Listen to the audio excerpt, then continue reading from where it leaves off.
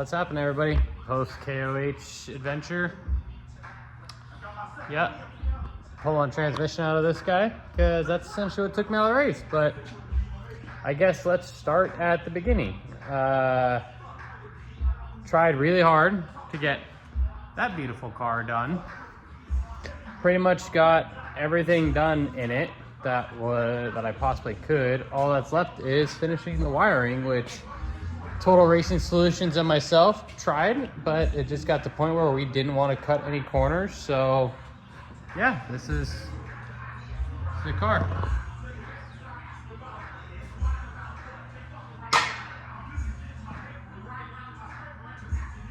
All the paneling's done, all the interior's done, all the plumbing's done. I did nice fancy Wiggins fittings on a lot of stuff. There's dry sumpness, coolness happening, a bunch of Brown & Miller fittings. Pretty much every hose on this whole entire car is Brown & Miller. Crimp fittings are a couple reusable just because I'm trying to save some bucks and some old hose that JP and Johnny had, which I know they sound like the same person, but father-son. Yeah, we busted ass, like tried really hard to get this thing done, and just not for lack of effort, just decided to pull the plug on it and just said, you know what?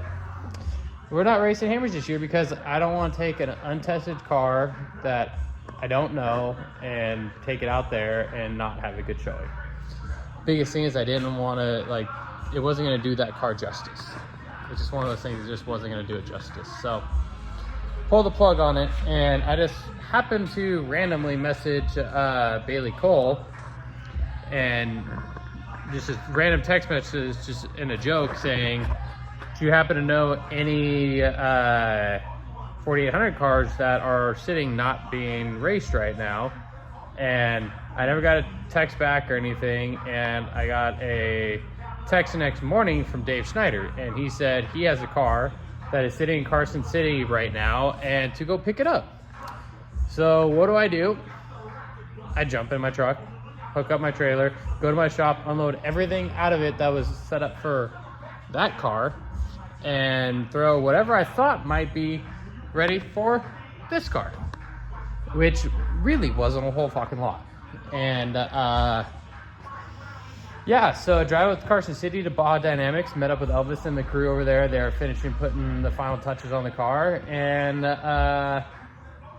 everything was brand new on the car, essentially. Brand new motor, brand new transfer case, brand new disc, everything was brand new. And so I loaded the car up Thursday at, I think it was about 10 o'clock by the time I got the car loaded in the trailer.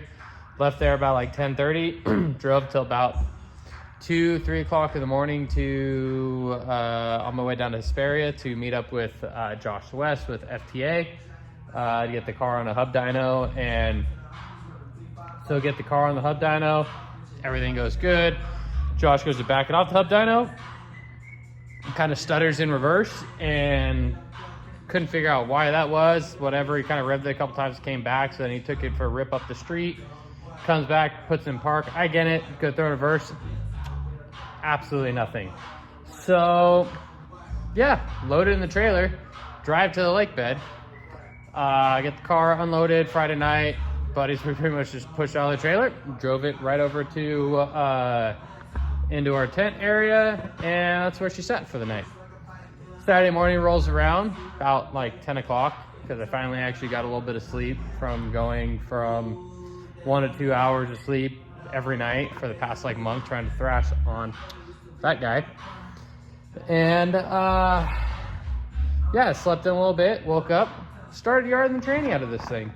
Elvis and his crew met up with us. We were pretty much 3/4 of the way done. They came and got there to help pull the actual transfer case in. Well, not even the transfer case, pull the transmission out of the car because we already had the transfer case out. Granted, never worked on these Trent cars before, and not necessarily the easiest to do, but it came out pretty good, pretty quick. And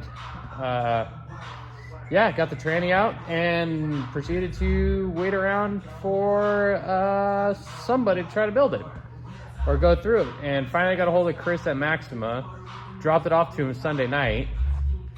Mind you, I was supposed to be shock tuning Saturday and Sunday. Didn't happen, so got the transmission to Chris at Maxima Sunday night. He got it finished Monday. Dave Snyder, the owner of the car, drove to Maxima, picked it up, brought it to the lake bed, got it back to me, got it installed back in the car at like, shoot, I think it was 10:30 at night. And I hit Chris Ray up and be like, hey, get over here. We got to go drive this car. So jump in the car and we go 3.5 miles out towards like remote pit 2 and then 3.5 miles back, put 7 miles on the car. We're like, cool, I guess that's good enough. So parked it for the night because I had qualifying on Tuesday. And I thought about getting up first thing in the morning, qualify, or like to go pre-run the qualifying course because never set foot on it, never pre-ran it. Kind of watched from the pit, like up on a couple on the trailers, kind of looking off and seeing, just watching people do stuff, but never saw the top ridge, none of that stuff. And Chris talked me out of doing it just because we didn't have any spares for the car at that time. Bailey Cole and his team were looking for the spare drive shafts that they had for this. They just couldn't find it at that time. And yeah, so decided not to do it in case of, because we've been hearing people breaking a bunch of stuff up there or whatever. We're like, you know, if we're going to break something, we're going to do it in qualifying. So Tuesday morning rolls around, get up, whatever, watch some of the live feed and kind of pick the lines through the live feed of what like I thought would work. Mind you, again, only 7 hours of drive time in the car. And 7 miles of drive time in the car. And never once put it on a single rock. It was just like flat desert. So yeah, jumped in the car, got staging about like 10:30 or whatever they said. We had to be like 30, 45 minutes, whatever it was, in line. So got staged. Chris met me over there. Jumped in the car and I told Chris, like, you know what? I don't know what's gonna happen, so I'm just gonna drive what I see, call out what notes you have, and we'll just wing it and see what happens. So went about like 75% of what I felt the car would take. I just backed it down because I didn't know, one, how the car was going to react. Two, I didn't know what the course was, so I was driving what I saw. So it was about 70, 80%. We're clipping through, whatever. Go up over the gap jump, which, for life of me, don't know how people mess that up, but there's a gap jump there. Launched it, no big deal. Up the Bronco Arch, back around, go up over the qualifying rocks, down them, around up short bus, come up to the top. Really don't have any issues. Come across the top of the ridge, just kind of clipping along, not like pushing or anything, but like we're cruising. Well, whatever, get to the top of the ridge, the big pivot, pinch rock, whatever you want to call it. Drop down it, come back to short course, and I was like, don't know how this car is going to jump, so let's see. Come across that first little tail top coming into what they called turn 19. Car set up, I felt the like nose drop down. I was like, oh, I told Chris, this is gonna get spicy with the tabletop. I'm not lifting, but just so you know, it's gonna go nose heavy. So whatever, rip around turn 19, thing flat tracks and handle short course like nobody's business. It reminds me a lot of my old 4500 car, how I could just like tap the brakes, rotate the car in, and it just like sat and takes and just let it eat around. And burn turn 19, couple rollers, big Talladega turn, swing that, first little jump, second tabletop, kind of hucked it, landed nose down like I figured it was gonna do, and then pulled off. And Chris was like, yeah, I was like, he said he was kind of timing it. It was like in the 4-minute mark. Cool, no big deal, figured, whatever. Just as we're pulling out, see all my crew guys cheering, and apparently I threw down at that time a second place qualifying run, which totally shocked by that, which is pretty rad. Which that stuck for a little while. Ended up, I think we got bumped down to fourth, and fourth pretty much hung all day until power hour. And then bumped, like I figured it was gonna get bumped down, so I got bumped all the way down to seventh. And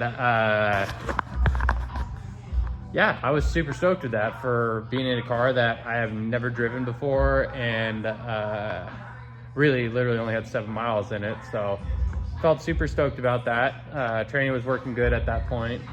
So then Wednesday comes around, I go take the car out again.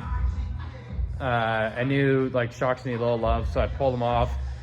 I know Phil, who's my normal shock tuner, Shock Jesus, he was pretty much done tuning shocks, so I didn't even want to bug him because I knew he was one, either being on his way home, or two, he was packed up and I just wasn't going to do that. So walked over to Fox, and the guys at Fox said they would look at them. So pull the rear shocks off the car, because the rear was the big issue at that time, because the DSCs were 100% closed, so it was just blowing through compression.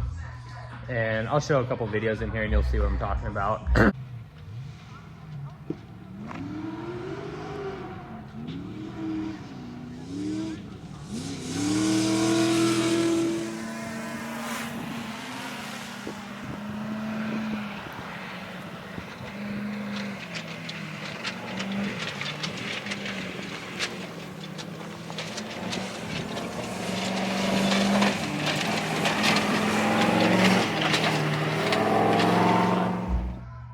So yeah, it was blew through compression. So I went to Fox and I was like, hey, whatever's in here, add like 20 or 30% more compression in it. I showed them the videos and I said, it needs more, then that way you can open up the DSCs and then get them closed again.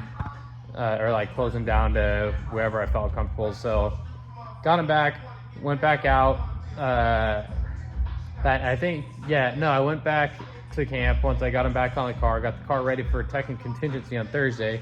Got up ass crack of dawn, got the car in line. I think we were like 10th or 12th or something like that in staging. May have been farther than that, but I know we were pretty close to the gate because got through staging really fast. So yeah, we got through staging, or through tech and contingency, no issues with any of that.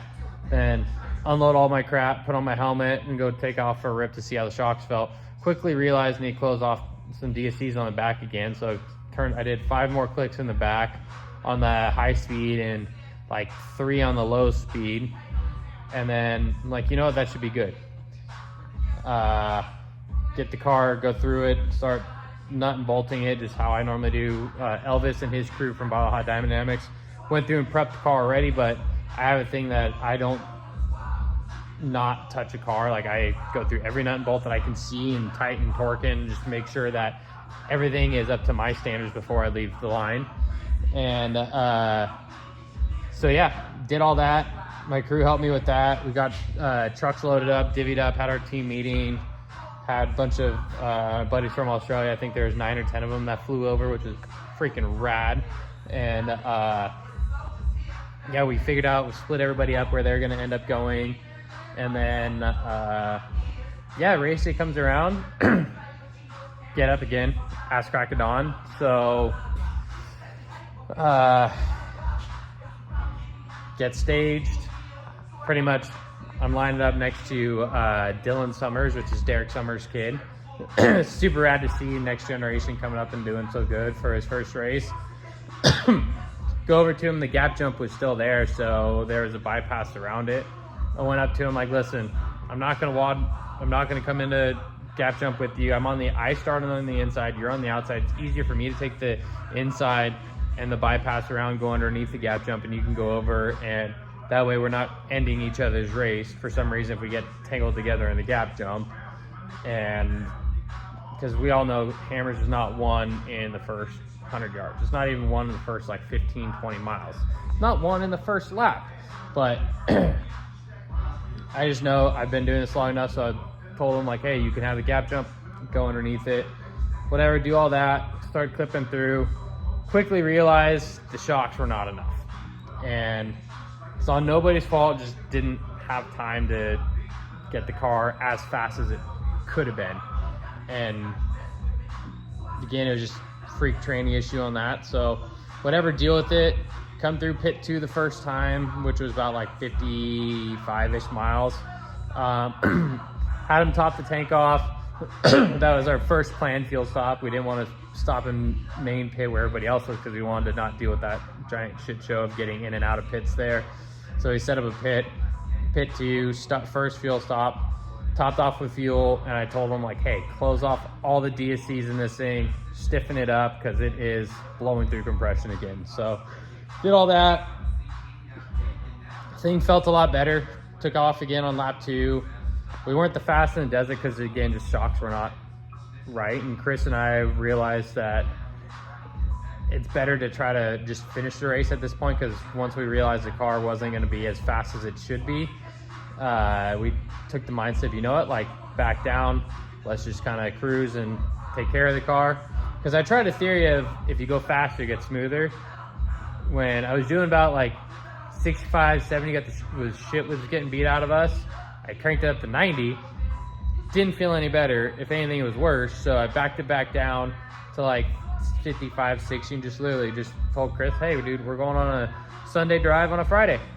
And we just decided to go have fun and see what happens. Whatever, just clip along, get through Aftershock, pass a couple people in Aftershock, pass people in the desert leading up to Aftershock, and we're just cruising, like not even going that fast, but we're just steady paced. And whatever, get through pit 2 the second time through and top off fuel tank again, so that way it gave us an actual idea of what fuel mileage was for this car, because nobody knew, because again, new motor, new to me car to borrow. Like, I borrowed this car, so I didn't know anything about fuel mileage on it. So got an idea of fuel mileage, realized, okay, I don't have to stop the third time through pit 2 because we have enough fuel to get us to the finish. So whatever, we get like literally half mile out of pit 2 going up, I think it's off ramp. Took the left line, slid over into the passenger rocker, and was like, oh, I tried to go forward, couldn't do it. Go to put in reverse. Absolutely nothing. Did the same thing it did on a chassis dyno, and just clicked in reverse and kind of romped a couple times. It was dead in the water. So put it back into first. Chris jumps out. We pull winch line, get ourselves around, out, park, help a bunch of other people because we kind of created a cluster F in there. And yeah, just did what we could to unmess that whole train wreck up. Then we tried to put fluid at it because the fluid was a little low, but it wasn't low enough to cause an issue. But we threw like maybe 2 more quarts at it just for shits and giggles to see what would happen. And yeah, so decided to call it, which sucks. I always feel whenever I call a race like that, I let people down. One, I let myself down. I feel like I let Chris down. Let all my pit crew guys that come out on their own dime to help out down. I just made the conscious choice because it wasn't my car. If it was my own car, I probably would have just kept going and just hate fucked on the damn thing and winched through everything, which one would put Chris through a bunch of work. But at the end of the day, it was my car. If it was my car, I would have made that choice. But being somebody else's, I didn't want to risk damaging something more than what it was already done. And we had a car that I could literally just drive back to camp and drive it in a trailer, and minimal prep back on it because it maybe has 100 miles on it. But just like I said, it's tough because I always feel like I let my marketing partners down, I let my sponsors down, like sponsor marketing partners, all the same thing. Sorry, long day. Let my pit crew down, let just my family down. I feel like I let everybody down on that, and it's tough, but it kind of is what it is. There's a choice that had to be made, and sadly, yeah.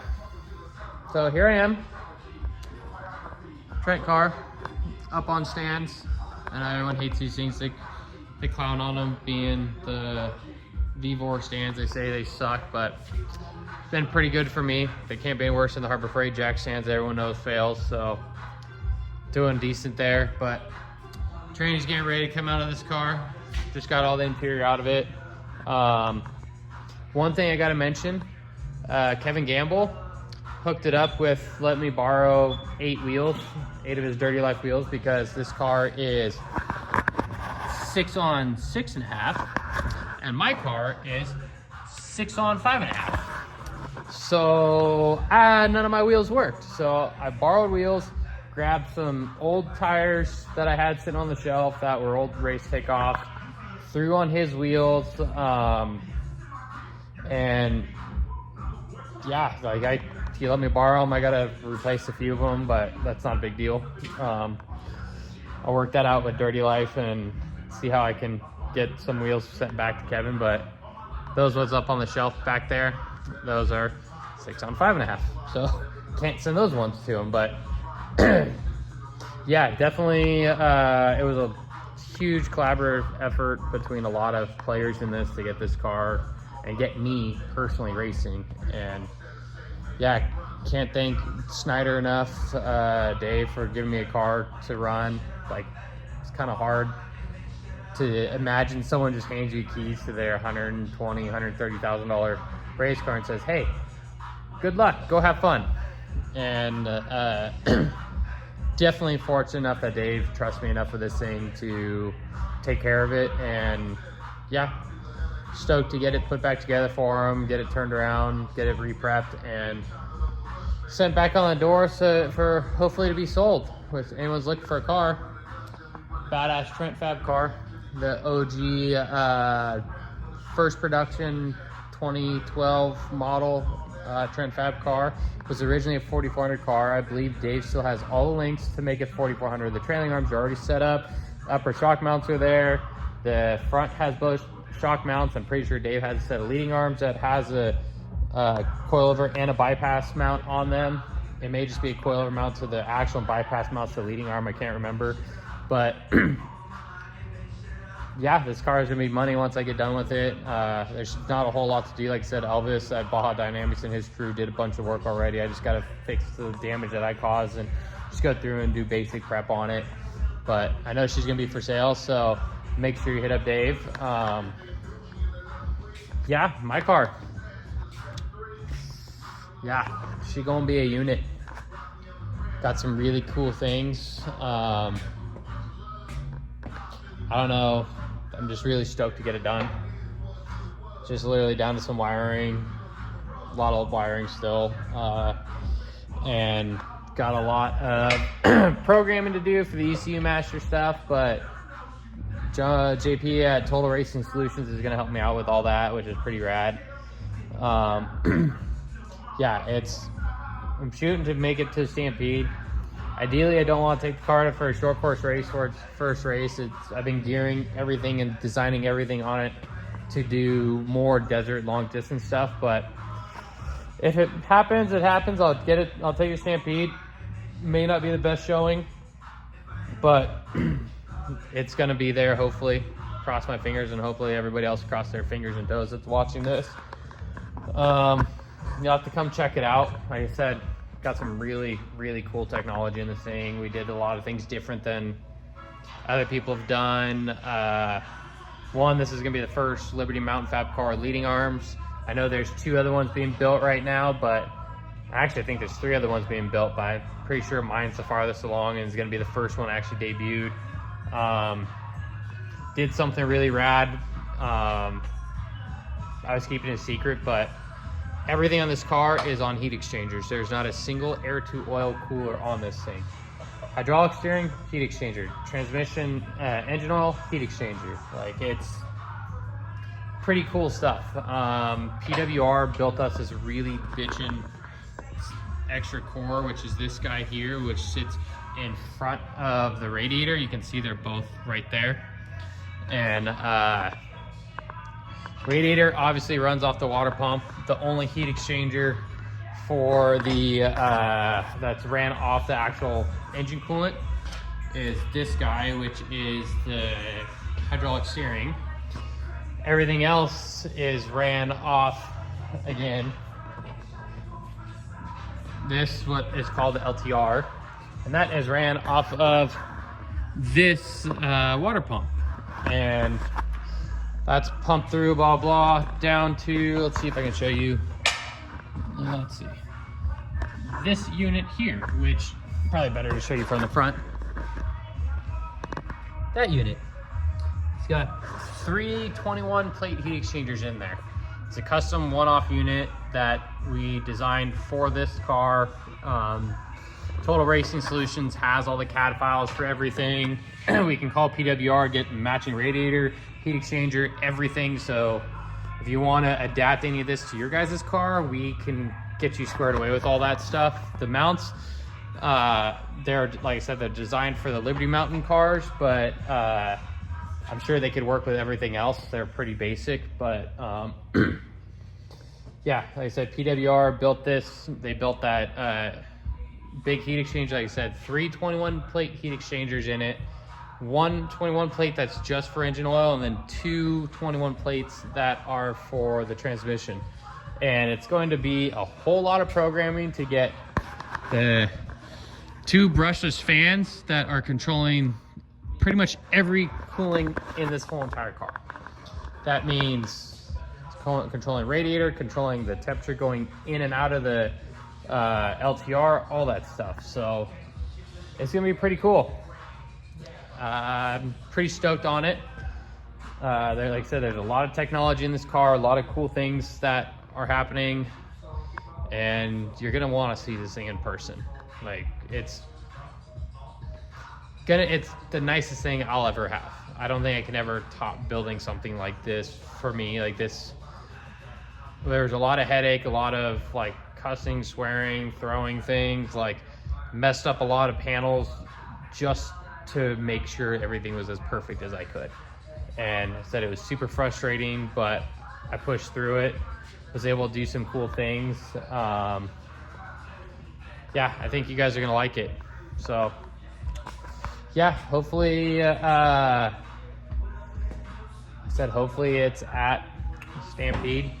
Cross fingers, cross toes, cross everything, and yeah, said pretty damn cool.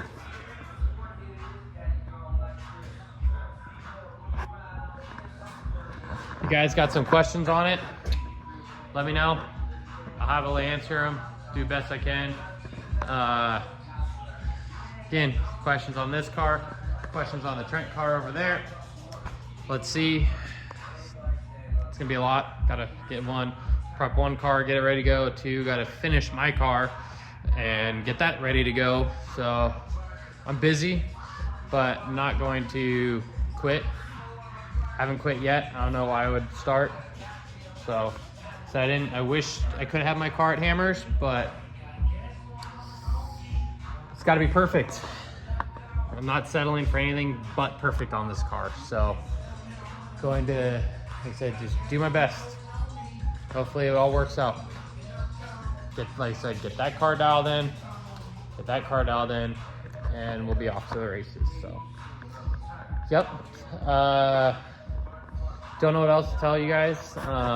Assuming you guys have all saw the Instagram post about rebranding from Rock Hard Racing over to Justin Hall Motorsports. I said it was a tough decision to make, but I think it's time to do something a little different, and I'm gonna give that a shot and hope that that brand can get as big as a following as Rock Hard Racing did.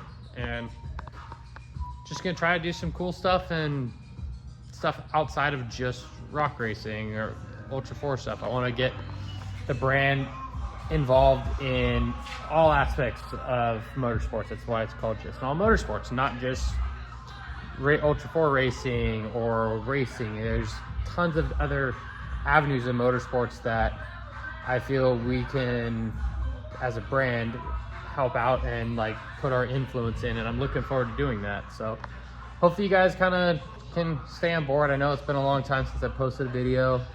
Sorry about that. Just busy and not much else I can do, man. Trying my best over here.